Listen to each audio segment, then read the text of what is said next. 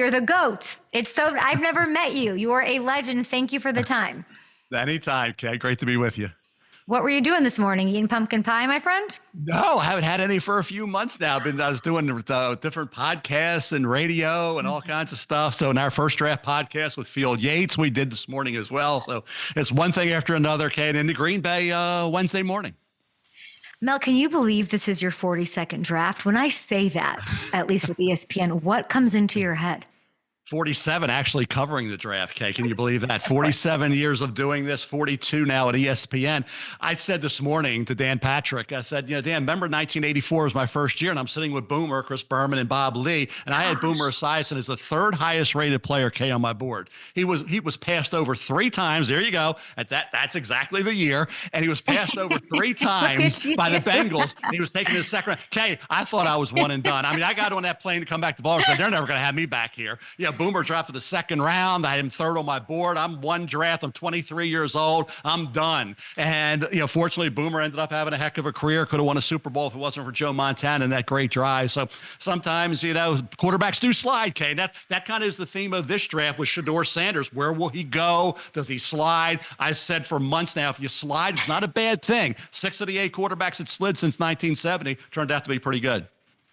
It might not be a bad thing for Shedeur, but would it be a bad thing for teams that need quarterbacks? How big of a mistake would the Browns and the Giants make in taking amazing talents like Travis Hunter and Abdul Carter? But how big of a mistake would it be to pass on a quarterback at 2 and 3? Well, time will tell us that, but I will say this. For people to say, and I've heard this over the weekend, well, if they like him, you take him at 3. If you like him, you don't take him at 3. Then you don't like him too much, you don't take him at all. Well, I remember not that long ago, people say, well, you're old, Kiper. It's 1984. Who cares, right? Do you care about when Lamar Jackson was drafted? It wasn't that long ago, Kay, when the Ravens took Hayden Hurst, a tight end out of South Carolina, not that long before they ended up trading back in to get Lamar Jackson. So could have had Lamar. They didn't have to try to make a trade. They didn't know somebody else was going to trade back in. They took Hayden Hurst, and then they traded back in to get Lamar Jackson. So did they love Lamar? If they loved him, they would have taken him over Hayden Hurst, right? A tight end out of South Carolina at the time. So to me, if the Giants or somebody can do that, New Orleans, Cleveland can take the highest rated player,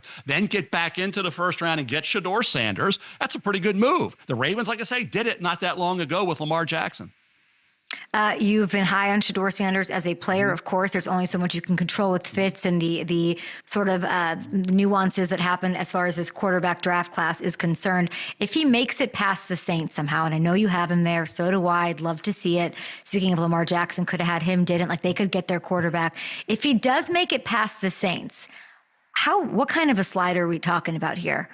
Pittsburgh at 21, then the Rams, you say maybe not. So Pittsburgh's the key team, but they don't. And it's been suggested they may not. Then he gets kind of into that no man's land of the late first where teams aren't going to take a quarterback. Then like Brett Favre, I had a super high grade on Brett Favre. Okay, he dropped into the second round. Geno Smith was projected to go in the top 10, dropped to the second round. I mentioned Boomer Esiason. So Aaron Rodgers slid to 24. 3 weeks before that draft, we had him going number 1. This has happened before. But New Orleans, to your point, I remember the draft with Lamar, right? I'm sitting there and I'm saying, okay, they traded up. Mel, they're taking Lamar Jackson. They had to be trading up to take Lamar Jackson. They took Marcus Davenport, a tight end at Texas San Antonio. Okay, so again, there's that pick, and then the Ravens had to trade back in to get Lamar. Here we are with the Saints. Haven't taken a quarterback in the first round, Kay, in 54 years, okay, since 1970 when it was Archie Manning. So when you think about that, it makes perfect sense. Drew Brees came there because he had a great arm. He was off the shoulder, wins the Super Bowl, right, because of the dome. You have Shedeur Sanders, criticism, he doesn't have the rocket arm, the dome. It makes perfect sense for a new coach like Kellen Moore to take Shedeur Sanders, but the intel suggests, Kay, it's not going to happen. Will they trade back in and try to get him? I don't know. Jackson Dart's in that mix as well. It's going to be really fun and fascinating, and the mystery of this draft and the talk of this draft is, for obvious reasons, Shedeur Sanders. Mel, where the heck does this energy come from? I've had 2 full-on coffees, and you are operating on some literal other. I got bottled water. I got nothing but water. Where does this come from? What fuels Mel? Is this like your factory setting? Talk to me. Yeah, it really is because it's all different, all new every year. Okay. So next year's draft is going to be completely different. These are players who've been scouting for years, and you talk about them every day. And now we finally get Christmas morning, right? It's Christmas morning. Hopefully, we got a lot of intrigue. Nobody wants to know what you got the night before. So let's see what Santa brings. And I think that's the day when Santa Claus delivers all these great. That's why people hated me, Kay, back in the day, because I was kind of raining on their parade. I was saying, no, this guy's not as good. They want everybody to celebrate their picks. They want season ticket sales to go up. They want everybody to be calling and ordering their tickets. So it is a great day to celebrate the NFL and college football. And for me, what makes it so much fun is the mystery. We think we know, but we really don't know what's going to happen. And then the shockers, always happen. The surprises always happen. And let's tee it up and let's get it started on Thursday night. You said in your mock draft that, or you didn't say, but I saw your mock draft. You said that you'd hold off on your quarterback moves for the Steelers until we know more about Rodgers. If we don't have a decision by draft day, which is hard to believe, I think everybody knows what's going on already. How would that change your outlook if there's no public decision on who the Steelers will draft? Still a D tackle? I still think Derek Harmon makes sense. Cam Hayward is there to kind of mentor Derek Harmon or another defensive tackle, whoever they like. They have no second-round pick, sent that to Seattle for DK Metcalf. I just look at that division with Lamar and Burrow and the AFC, loaded with so many great quarterbacks, as you know. What are you going to do? Yeah, you can get to the playoffs. You lost 9 straight years in the playoffs. You've been 500 or better every year, basically, in the 20-plus years, but you got to be able to get more than just to the playoffs, win a playoff game, go beyond that. And it's all about quarterback. You can't be third, fourth in your division at quarterback and expect to have a fighting chance to go places. So to me, they got to figure out quarterback. And I understand Shedeur is there. It's going to be really interesting, Kay, because you don't want to let everybody know what you're thinking. You're 21. If teams say, oh, the Steelers are taking Shedeur, that's the point we have to get to. We got to get beyond Pittsburgh. We got to move ahead of Pittsburgh to get Shedeur. If they don't know and Pittsburgh's saying the word is they may not, then why tell? Nobody's going to tell anybody what they're doing, particularly at the most important position in all sports is quarterback. So if you like a guy, don't mention it to anybody. Don't let anything out of your building. So we really don't know what Pittsburgh's going to do. I will say this. If they didn't take Shedeur and he were there, it would be a pretty big surprise if they passed on a quarterback or if they didn't get a quarterback. Remember, they have no 2. So they have to wait till the 3rd. Is Jalen Milroe going to be there? Is Jalen Milroe going to become a more accurate passer in the NFL to become a successful quarterback? We don't know that. So I think, again, it's so much intrigue and so much fun going into this draft that's why we're all excited and we're entertained and we're thrilled to be going to Green Bay in a few hours. Do you think what do you think about Green Bay as a host city? In your 47 years, 42 at ESPN, you've never done a draft in Green Bay. No, it's a bucket list for me. I've been to Madison, to the University of Wisconsin for college You've game day. Never been to Green Bay. Never been to Green Bay, never been to Lambeau. It's going to be fun. And again, all the years, Nashville was great, but this is going to be special. Next year in Pittsburgh is going to be great as well, Kay. I think Roger Goodell was a stroke of genius taking this on the road. It really was. New York was great. You had fans from all over coming in New York, but to go to these venues where you got 1 million people there, it's like New Year's Eve at Times Square. It's pretty amazing, Kay, to see the fans standing in line. Like I always tell people, the one thing I was right about, 2 things. I married Kim Kiper back there, and also happy birthday. Her birthday's coming up as well. But the draft, to be able to bet on that, to really figure, okay, people are going to love this. When everybody said, why are you watching it? Why do you care? To see it become what it is, this huge extravaganza, is pretty amazing. So I've read a lot about your wife and about the role she plays in making the Kiper machine happen. Yes. You're telling me her birthday's in draft season or after the draft? Like right after? April 23rd is the birthday. So how big is that celebration, Mel, honestly?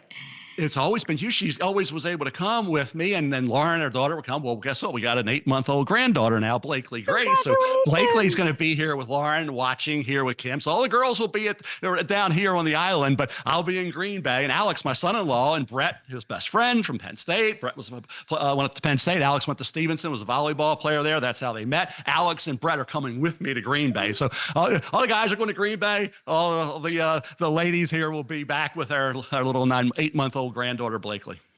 Mel, sounds like you're going to have to use that cell phone.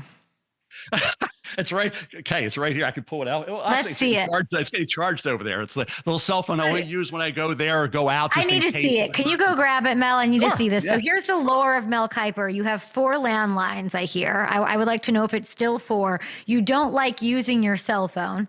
You keep it in a drawer until you have to leave to places like charged over Green there. Bay. This is it, Kay. This is the cell Oh, phone. at least I thought it might be some like Zach Morris huge Motorola phone. No, that's our daughter right there. That's Lauren right there. Oh. And that's the purple Ravens, I guess, cell phone that I take to the draft. Yeah. I throw it in the Jeep. I got a Jeep, right? I got my red Jeep that I take around the island. So I throw it in there when I go out on the road or do whatever I have to do. But it sits there, and people will text me after the draft, Kay, and they'll say, I never even checked that thing. That thing's gone. I love this. It goes back into this drawer, and it's done for the whole year until the draft rolls around, or when I take it out just in case I need it, and I never usually need it, thank God. So it just sits there as well. So yeah, cell phones is not my deal. Never has been, never will be. I love it.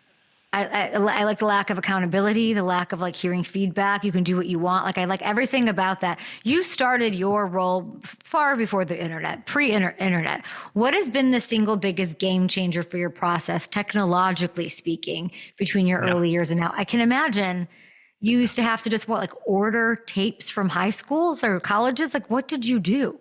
Okay, it was a great question because I just explained to people back in the day, 30 hours a week I spent on the phone, on the landline, calling schools to get statistical information, Kay, that you can in a blink get. So if I would need, how many sacks did a kid have? I had to call the school. How many catches? Kids don't realize that. You had to call the schools. It wasn't available anywhere, Kay. You had to call the schools. So when I called the schools and I talked to the sports information directors, the football contacts, I'd ask them those questions, but I'd also get a ton of more information about younger players that are impressing, an injury to a kid that may have affected his performance that particular week. So just those conversations, and those guys became great friends of mine, Kay, for 30, 40 years. That's why I tell kids, pick up the phone. Don't tell me, back in the day they were saying I talked to somebody, but they were texting. That's not talking to somebody. You didn't call somebody when you texted them. You didn't have a conversation through text. You didn't talk to somebody. So call, talk, hear that voice, go back and forth, use the telephone the way it was meant to be. And if you can, then through that, you develop those relationships that I've had for all these years. And I found out stuff I didn't imagine I was going to get when I called to find out the average per catch of a receiver back in 1980. So, and I had to do that for a long time before the internet came around. And then you had all this statistical information at your fingertips. Like I say, that's a lot of hours a week just spent. Forget about watching tape. That was just spent on the telephone. And now you still have the landlines, though. Kim still has a job. We're already looking forward to Pittsburgh next year. We're not even through the draft.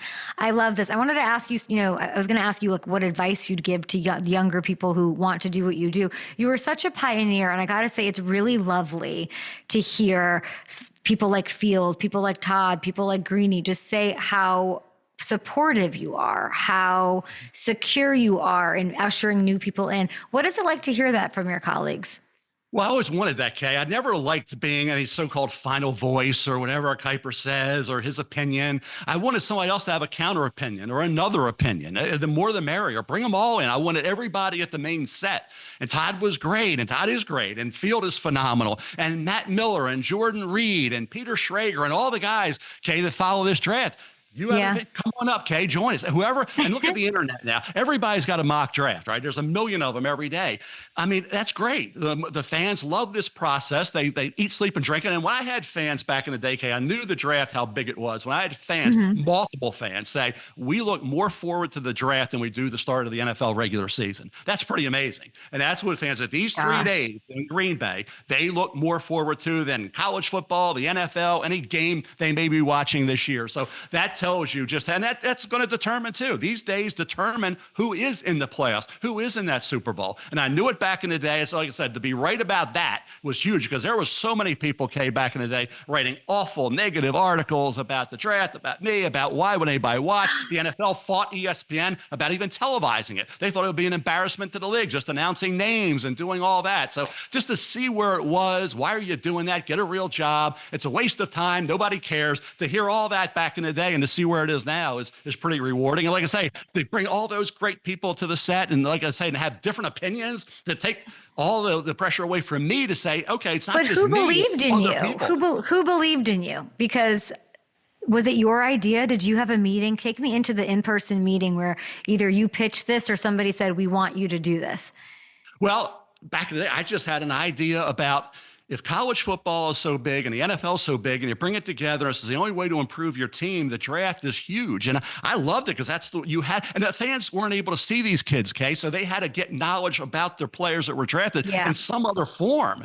They couldn't watch these. And back when I was coming through the ranks, it was 1 or 2 college games on a Saturday. That's it, Kay. Now you can watch every game. So fans, forget the major colleges. It's not just them. How about the smaller colleges? So to bring that information to the fans is the reason why I thought a draft report, the blue book, that I had back in the day in 1979 was going to be important. Your draft report on Ashton Jeanty has stayed the same, my friend. I've been tracking it, my team. For 6 months now, Ashton Jeanty, 6 Raiders, but now I'm hearing things. I bet you that purple little Raven cell phone is lighting up saying we're hearing movement. What is the % chance that he goes there at? Like, is that the pick you're most confident in, still the Raiders? Yeah, I keep hearing he might go a little higher. When I had him 6K, they were saying, oh, it's too high for a running back at 6. Now you talk about Jacksonville, maybe, New England, maybe, that he could be gone by 6.